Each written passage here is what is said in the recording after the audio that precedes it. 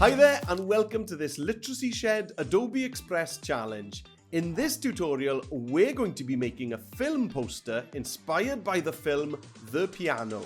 Now, if you need free Adobe Express for Education accounts for your school, just follow the link that's at the bottom of the screen right now. And there, you'll also find all the other free stuff that we do for schools, like live lessons, teacher training, and video tutorials. Right, let's get on with the activity. On the Adobe Express homepage, click on Create a Poster to open up the all-in-one editor. So the first thing you want to do is grab some images that are to do with your film. So I'm going to click on Media on the left-hand side and then go to Photos, and I'm going to bring in 2 or 3 images that mean something to my film, which is The Piano. Now that my images are in place, let's think about what color background I'd like. I really like the kind of dark background that this piano has. So I'm going to set my page background to black. Next, I'm going to try and blend these images together in a creative way. So you can do that, first of all, by using the blend mode, which you'll find on the left-hand toolbar. But sometimes, like with these aeroplanes, it's not really going to help you very much. So if it's not helping you out, then you could also use remove background. So let's remove the background from the planes. But let's experiment with blend modes with the other images.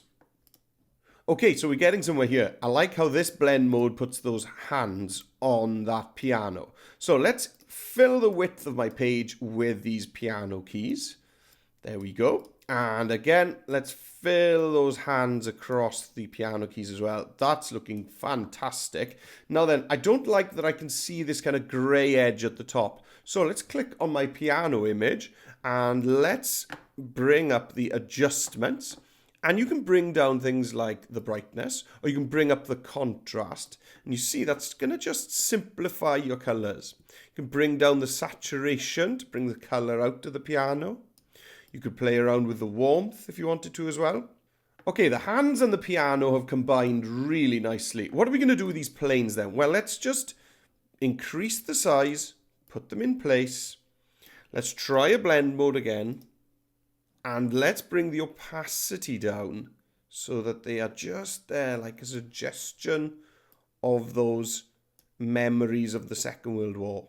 Hi there, hope you're having fun. Just a quick interruption to say, teachers, if you'd like a PDF mapping these skills to the NCCE Teach Computing curriculum, just follow the link that's at the bottom of the screen now and we'll send that over to you. Okay, let's get back onto it.